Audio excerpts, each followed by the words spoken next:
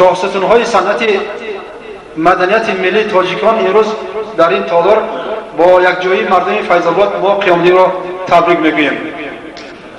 قیامدی گرچه 50 ساله میشده باشد ولی یک موی سر سفید نشده است. زیرا طبیعت ناحیه فیض‌آباد همین طور است که مردم تیز پیر نمیشه.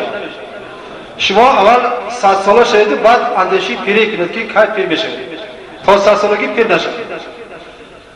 قیامدی چخلف در نزد چشم مردم فیض‌آباد به همین درجه بالا رسیدند.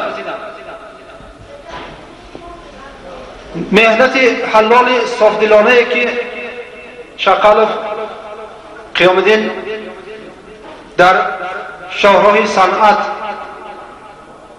طی کرده است و امروز حکومت جمهوری قدر کرده با عنوان بلند شما را بکفتاندند.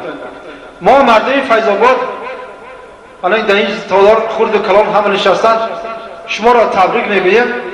باز آرزوی هوس داریم که با کلاه‌های بلند صنعت تاجیک برسید با کلاه‌های بلند صنعت جهانی برسید و ما مردم فیض‌آباد از موفقیت‌های شما و شما برای جوانمردانی که نام مردم فیض‌آباد را به کلاه‌های بلند برسانند خرسند میشیم.